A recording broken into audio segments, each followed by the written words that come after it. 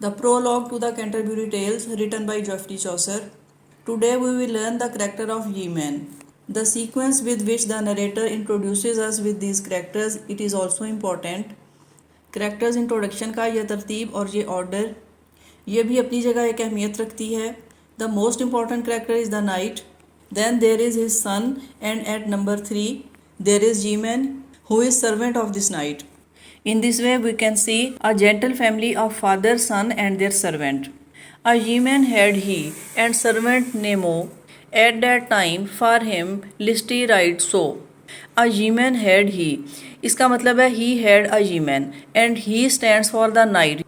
तो यहाँ प्रोनाउन ही इस्तेमाल किया गया है नाइट के लिए. he had a Ye-Man and servants Nemo mean no more servant. उसके साथ एक Ye-Man था और इसके अलावा कोई दूसरा सर्वेंट नहीं था. It mean he had only one servant. उसके साथ एक ही सर्वेंट था and that was Ye-Man. For him least ride so. It mean it was a player for him to ride.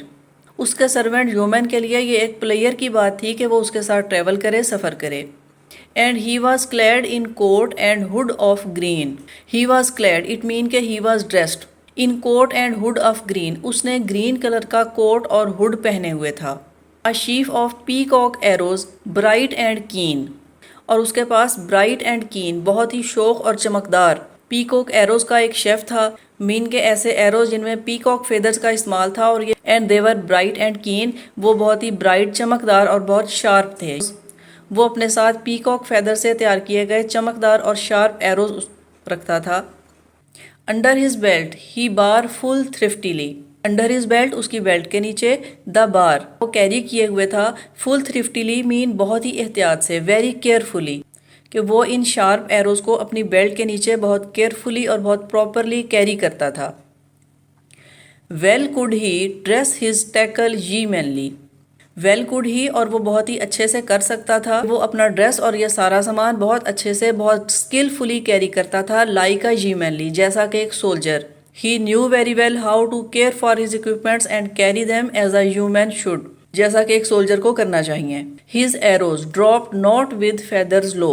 और उसके ये एरोज कभी भी कम नहीं हुए थे, कभी भी गिरे नहीं थे और ना ही उन पे लगाए गए फेदर्स में कभी कोई कमी आई थी. And in his hand he bar a mighty बो. एंड इन हिज हैंड और अपने हाथ में ही बार वो कैरी करता था, उठाए रखता था, अ माइटी बो, एक बड़ी कमान के बहुत शार्प और चमकदार एरोज वो अपनी बेल्ट में कैरी करता था और इसके साथ वो अपने हाथ में एक बड़ी बो, एक बड़ी कमान भी कैरी करता था. And not heed had he with a brown visage. Heed से मुराद है हेड. हेड ही मीन वो रखता था. वाइसेज मीन फेस, वो चेहरे को कहा जाता है. And brown mean brown colour.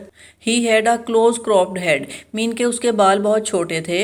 And with a brown vices और उसका फेस ब्राउन कलर का था. यहाँ इसके करेक्टर में नरेटर टोटली इसकी आउटवर्ड अपीयरेंस की बात करता है, लेकिन इसकी आउटवर्ड अपीयरेंस इसके पर्सनैलिटी ट्रेट का पता देती है. जैसा close cropped head and brown face, इससे हम यही आइडिया लेते हैं. Most of the time he work outside in the field और under the sun. Of would craft well could he all the usages. Of would craft, woodcraft से मतलब यही है प्रैक्टिस ऑफ वुड क्राफ्ट, लकड़ी का काम. Well could he all the uses, it mean he knew all the practice of would craft.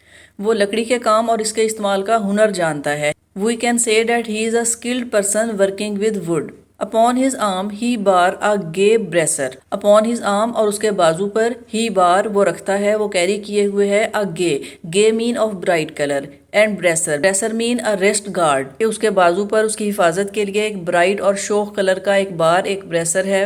And by his side a sword and a buckler. And by his side और उसके साथ ही, उसके एक side पर, अ sword एक तलवार. And a buckler, buckler is a shield, a small shield, कि वो अपने साथ एक सोर्ड और एक शील्ड वो भी उसके साथ है जो वो कैरी किए हुए है. And on that other side a गे dagger. And on that other side, जबकि दूसरी जानिब, दूसरी साइड पर, अ गे dagger.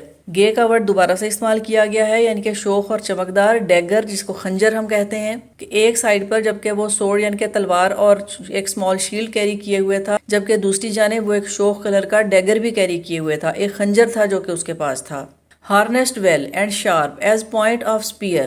Harnessed well mean it is well ornamented, it is decorated. जैसा कि फर्स्ट लाइन में बताया गया है, गे डैगर इट वॉज ब्राइट, तो ब्राइट इस तरह से था, नेक्स्ट लाइन में बताया गया कि इट वॉज डेकोरेटेड, वो इसलिए ब्राइट था कि ये एक डेकोरेटेड था, एंड शार्प, और बहुत ही तेज, बहुत तीखा था, एज पॉइंटेड ऑफ स्पीयर, एक तीर की तरह से। तो यहाँ तक हमें यही आइडिया मिलता है कि he was very well equipped. ये तमाम वेपन्स जो उसके साथ थे, they were in good condition, he carry them very well, and he feels player to travel with all these equipments. इसके बाद नेक्स्ट लाइन में बताया जाता है a Christopher on his breast of silver sheen.